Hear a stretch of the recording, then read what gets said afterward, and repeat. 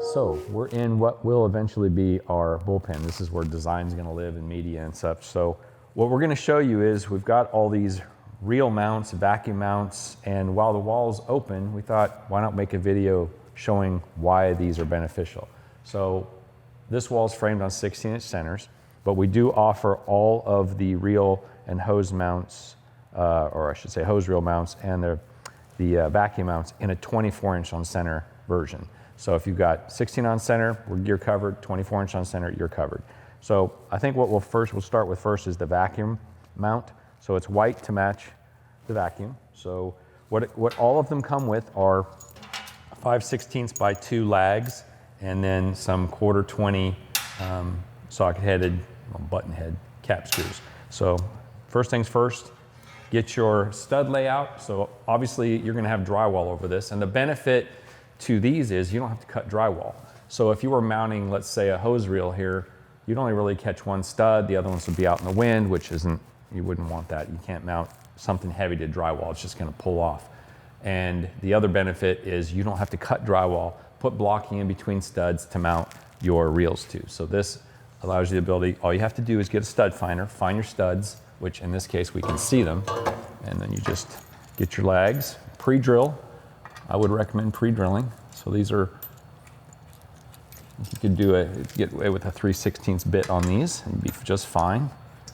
So get these started, and then you can just run them in with an impact driver. I like to use an impact driver on them. You could use a ratchet and a socket if you don't have an impact driver. But there we go. So just run them in.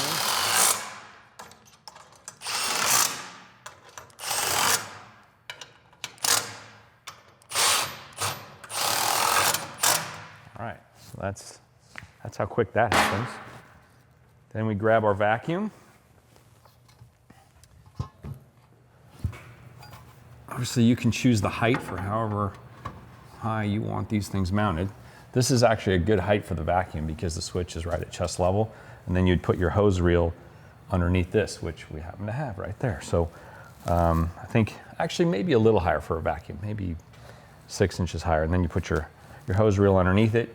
You get plumbed out and plumbed into the vacuum reel, and it's a complete system. So that's vacuum. So why don't we, since we're talking about vacuum, we'll do the vacuum reel next. This is our vacuum hose reel mount. So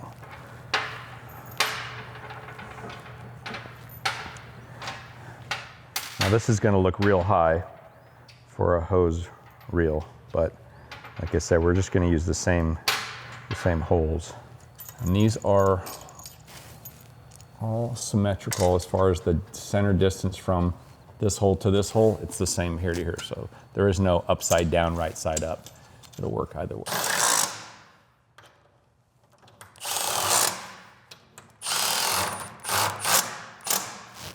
Now with the vacuum reel, this is where an assistant could come in handy. I happen to have one here, so I'm gonna utilize my assistant. So because this is awkward, the smaller ones are a little bit easier to navigate, but this one here, it's a little tougher, so I'll get it lined up and then you can kind of help me support it.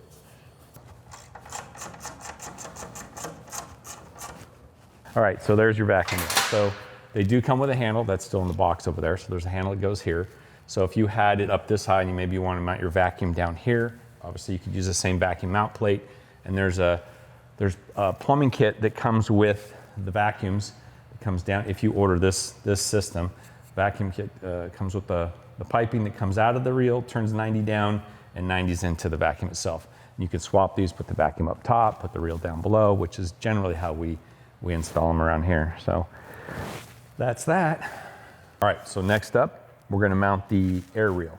So same procedure, 4 of the lags and 4 of the Allen head screws.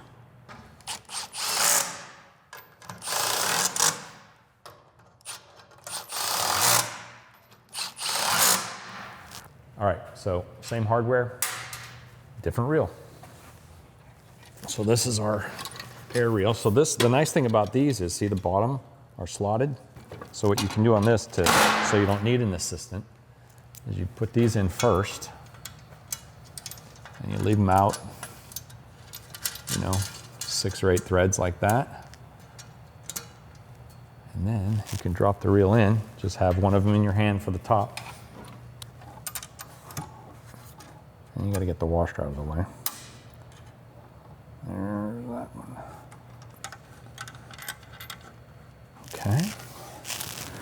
This one in. So this is the trickiest one to get to. You have to stick your hand. It's much easier without the hose on it. So if you already loaded the hose, unreel the hose, lay it on the ground so you can get your hand in here and do this.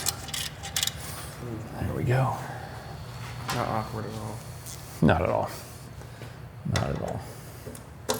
This is where you'd normally, I mean, obviously if you have your plate mounted on the wall level, then your reel will be level. I mean, these are slotted and there are a little bit of play in the holes, so you want to just double check that your reel is plumb.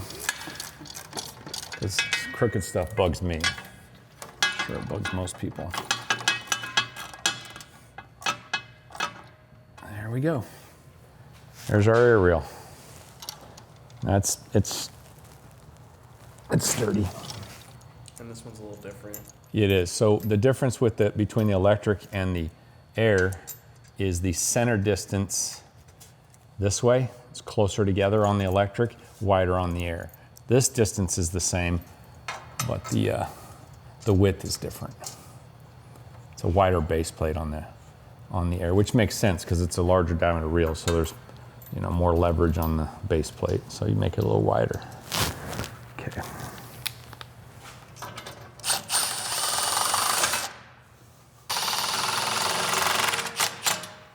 All right, so get the electric reel mounted next. So same situation, just start the bottom 2, and then you can hang the reel off of it, and then mount the top 2 started. So there's a couple threads in, I'll hang it.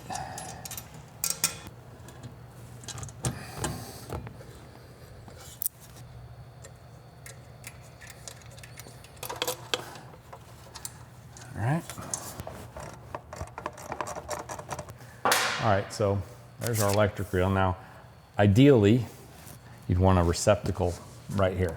So you'd be plugging this thing in, you know, something like that. So if you had a single gang receptacle there, you'd plug in, look neat and tidy. So that takes a little more planning. I mean, obviously you can't always have that luxury of having a receptacle right where you want your electric reel, but ideally that's where you'd want it. All right, so next up, we're gonna do the pressure washer. There's 2 versions of that. There's just a standard non-swing out mount, and then there's the one that swings out. It can swing 90 degrees either left or right, depending on which way you mount it. We'll try the stainless one first. We'll save the most complex one for last, if you will, or the fanciest one. So this will be for that one.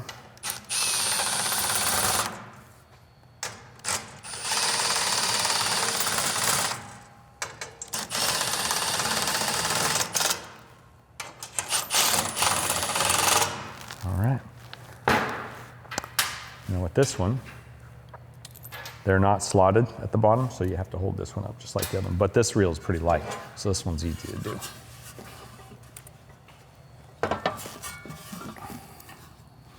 Watching me say that, and then I'll struggle the hardest with this one. Because it's small.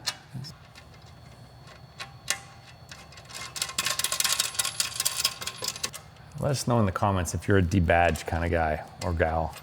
Like, taking all the stickers off and everything after you get it on there, making it just look clean. I would obviously take that sticker off. Some people like to leave those stickers on, but I'm a fan of getting rid of them all. There we go. Nice. And this is our drag setting, so you loosen this when you're pulling the hose out, and then when you got it all reeled up, tighten that up, and it keeps the hose from unreeling itself. So, and then this would be for the jumper hose, so this will feed your pressure washer. Depending on where you mount it, if you mount it down below, mount it above, there'll be a jumper hose coming out of the pressure washer feeding the reel. So that's that. Same reel, different mount next. We'll do the pivoting hose reel mount. Yeah, the pivoting hose reel is pretty nice. If I didn't already mention it, it's going to come on our wash station. And to explain that, that can be mounted so it could swing that way, or it can swing this way. You can flip it over, and actually there's a pin, I'll show you here. This is what releases it. And then that can drop out. And then this pulls like this, and then it's nice and rigid. Push that in, fold it, pin snaps back in. So if you were gonna run it this way, the pin, I think the pin should be at the top. So if you were gonna swing to the left, that's where you'd want it. But if you decide to swing to the right, these can be reversed, so then the pin can still be at the top, but it'd be over here on the left side. So that's totally adjustable. And then these pivot points are also adjustable back here. So there's a little room to adjust if you wanna, let's say your wall's not real flat and it tweaks ever so slightly the mount, you can fine tune adjust those pivot points so it doesn't, so the pin drops back in the hole it's supposed to. For installation purposes, we'll do it right side up, which puts the release pin here. But know that you can flip it if you wanted to. So. T-shirt.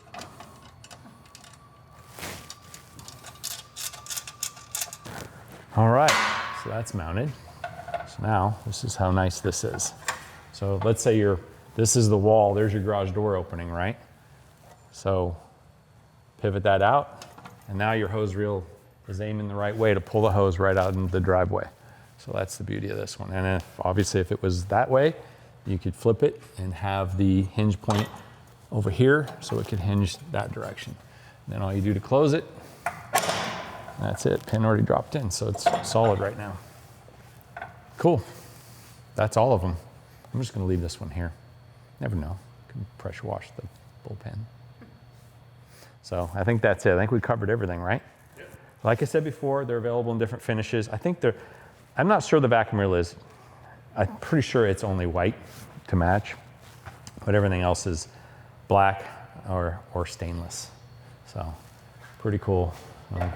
Thank you, Obsessed Engineering, Joe and Tommy, for coming up with all these reel mounts. And like I said, 16 or 24-inch stud centers, you're covered with both because we offer both. So hopefully this helps you guys if you're in the market for mounting a reel on your garage wall. If you don't have block, even if you do, maybe you like a mount, you can always mount the mount on the block wall. The hinge mount, I mean, that would be something you would even still mount on a block wall in case you wanted to hinge your, or have your pressure washer reel point in the right direction. So hopefully this helps. See you guys in the next one.